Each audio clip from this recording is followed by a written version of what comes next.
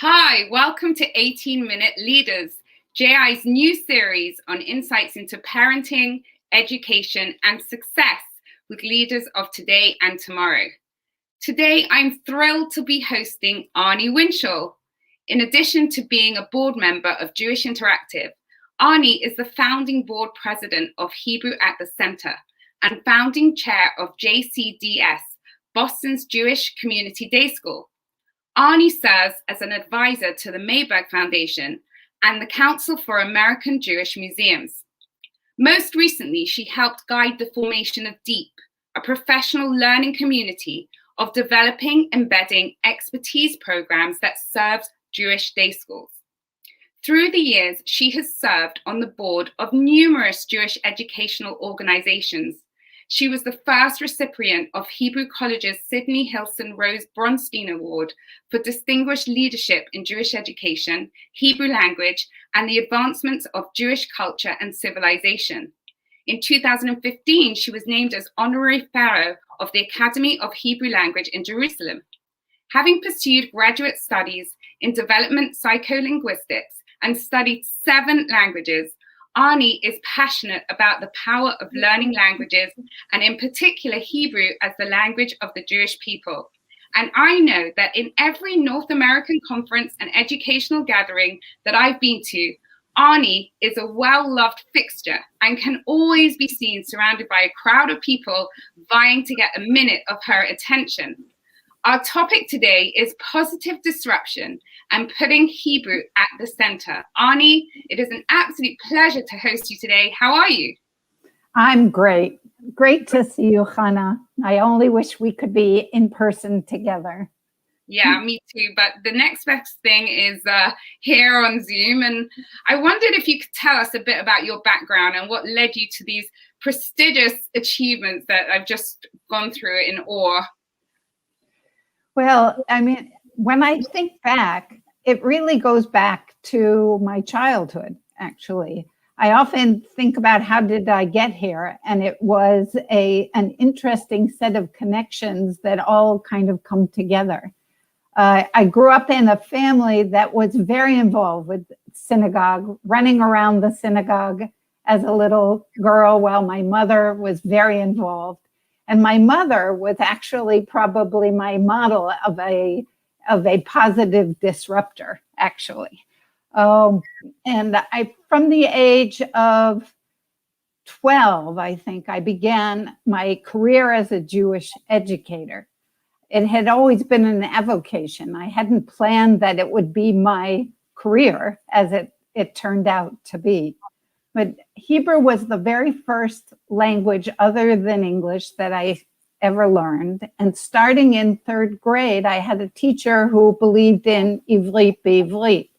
So she announced to the class, you will only hear me speaking to you in English for the first week of the class, and then we're going to do everything in Hebrew. And of course, you can imagine we were all totally frightened, but it worked and it stuck. And I went on to study French starting in 5th grade. I was part of an experiment in our elementary school. And then when I went to middle school, to junior high, I petitioned to be able to take languages as my electives. So I not only took French, but I added Spanish. And then in high school, we were offered the opportunity to come in early to school if we wanted to learn Russian. So then I added Russian. In the meantime, I continued to go to Hebrew school, and then I went on to the Prost or the Hebrew high school at Hebrew College. So I went to Hebrew high school after school almost every day. And at the end of high school, I attended Camp Yavne, where we also had a very dual language environment back then. And we'd wake up every morning to Hebrew, waking us, Hakshivu, Hakshivu na, Boker Tov, and just reinforced my experience. I developed a love for language, and when I went off to college, originally in Sino-Soviet studies, I realized it wasn't the foreign studies that were of interest, but the language studies that were of interest. So I transferred to Boston University and became the very first undergraduate linguistics major at Boston University. I then had the opportunity to go into the Peace Corps. So when I joined the Peace Corps after college, I ended up studying Thai. I lived in Thailand for 2.5 years. So I added Thai to my list of languages. And upon returning, I attended graduate school at the University of Chicago in developmental psycholinguistics, studying the acquisition of language and then the deterioration of language in the elderly associated with Alzheimer's, dementia, and depression. And fast forward, we married, have children, and we take our children to Israel. Our daughter did first grade in Israel, and that catapulted me back into the Jewish world as a parent. And I was tutoring in the Frankel School in Jerusalem, and then came back to Boston. And when we came back to Boston, we had one child who was language emergent, who had started speaking in Israel. In fact, he actually thought he was born in Israel because he didn't remember traveling there. And our daughter, who in the middle of second grade was really bilingual in Hebrew and English.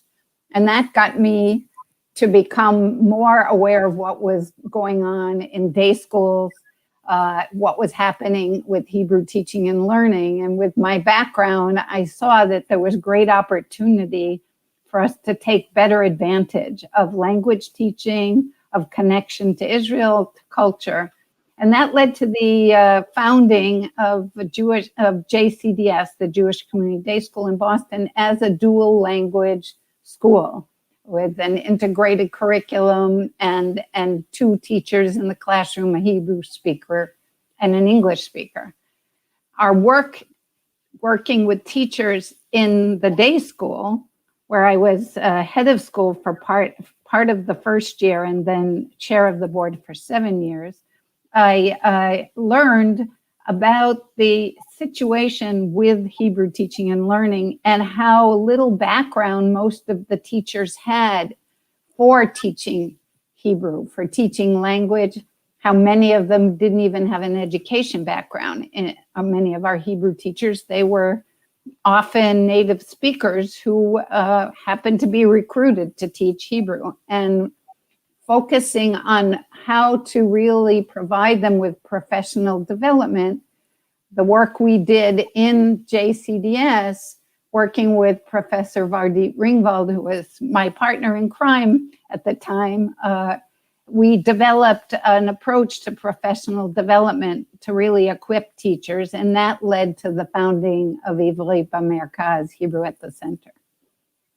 Wow, I mean, you've had such varied experiences, like being in Thailand in the Peace Corps and teaching from the age of 12, and yet what I find fascinating is you've taken all these experiences and acted on them, which is, I think, the sign of a true leader, that you were perhaps dissatisfied with the status quo and were realizing that you had to do something about it, and that you didn't wait for someone else to do it, but you actually made things happen. And wow, look what, I mean, I think you've actually founded a school that's still going and is really successful. And it's quite evident that Hebrew was the language of your heart. You know, you told me, I think when we spoke last time, and you have a really strong and passionate relationship with Hebrew that's really evident in everything you've done and you've spoken about.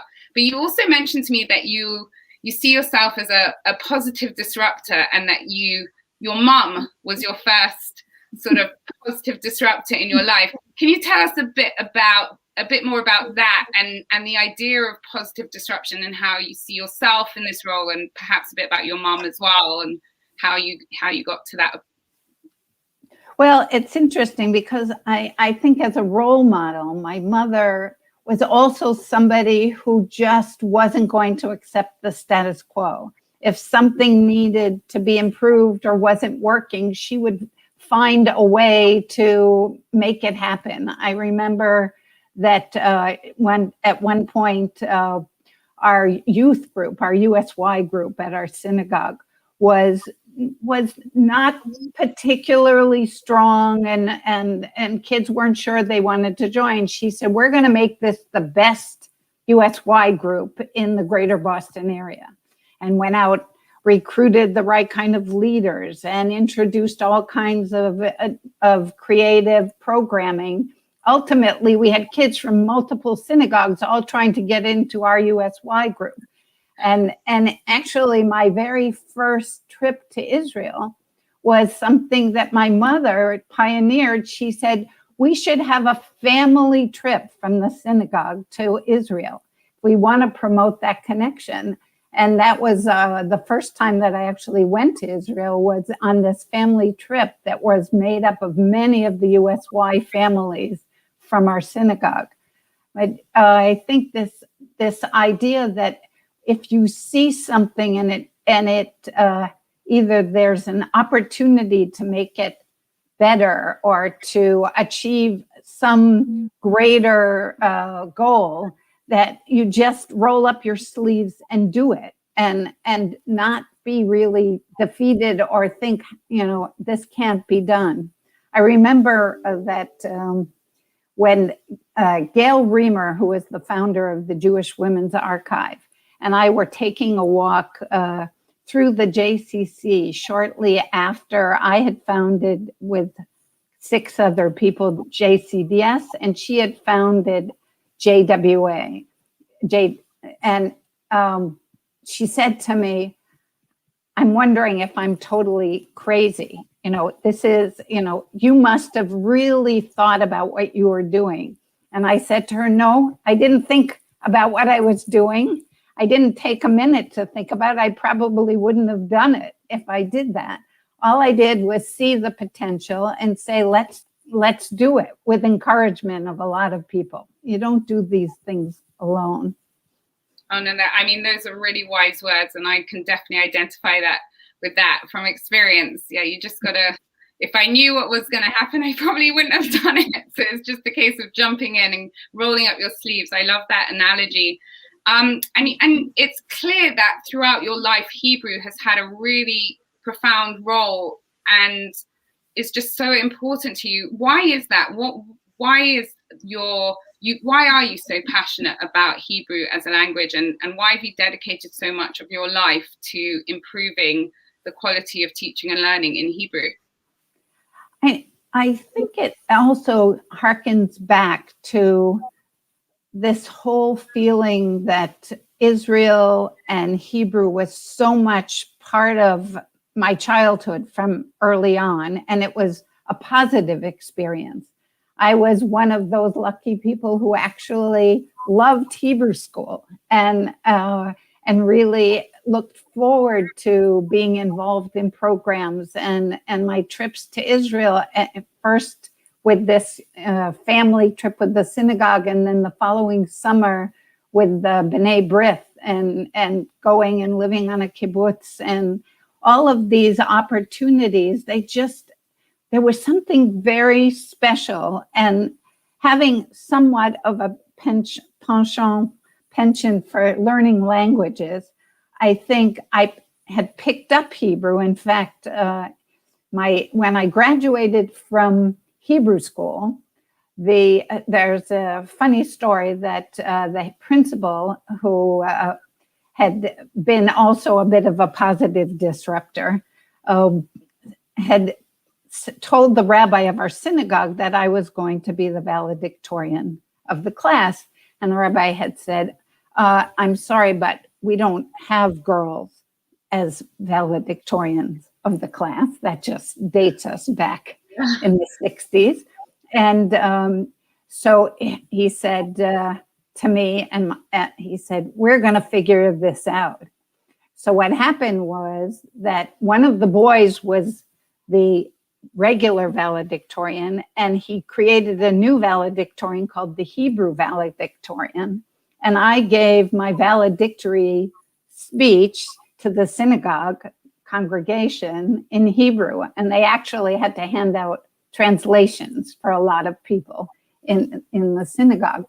But those kinds of experience just reinforced it just was part of the fabric of my identity. And the opportunity we had when we went to live in Israel for a year and a half in the early 90s, having Hebrew was a gateway. It really connected me with people in a very different way.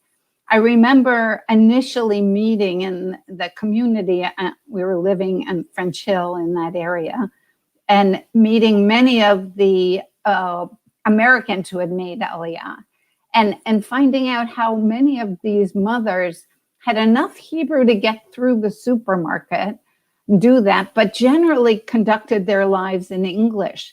And the idea that I could engage in Hebrew and participate in programs, Haganat Hateva trips, and go off and do things with Israelis was a very different experience. I really felt like I could immerse myself in the culture and really connect to Israel. And I know my children often say when they land in Israel, they feel like they're Israeli. When they are in America, they've even developed an Israeli accent for when they're in Israel and an American Hebrew accent for when they're talking to Americans.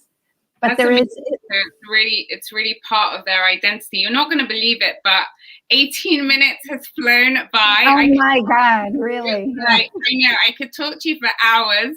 I mean, you're such an inspiration. And what's so amazing is that you totally embody in everything that you do, your passions. And it's just incredible to actually have a little bit of insight into what's driving you to do these incredible achievements. And I think a key takeaway for me has been, like just rolling up your sleeves and getting on with it. But we try to end our sessions with a tweet takeaway.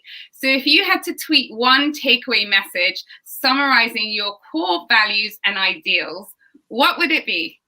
Well, it's interesting because we talked about this. If you want to get something done, you just have to do it. But I really want to link all these pieces, and it makes me hearken back really to quote Theodore Herzl. Who better than, as we think about Hebrew, the land of Israel, Jewish education, and Hebrew being a language of not only my heart, of Am Yisrael, of the people of Israel, and that's Im Tirtzu Ein Zo Agada. If you will it, it's not a dream. That's amazing. That's actually on my WhatsApp profile, by the way, so secret fact. So I totally identify with that. That's so powerful. Thank you so much to the incredible Arnee Winshall. It's been an absolute pleasure and honor, and I love working with you, and it's such an honor to have you also on our board. So thank you for all you do for Am Yisrael, and long may it continue. And please watch out for our next 18-minute leader session coming very soon. In fact, we have one on Sunday. Thank you for watching. Check out the chat for links below and subscribe to our Facebook or YouTube channel so you can keep up to date. Thank you very much and have a great rest of your day. Bye. Bye.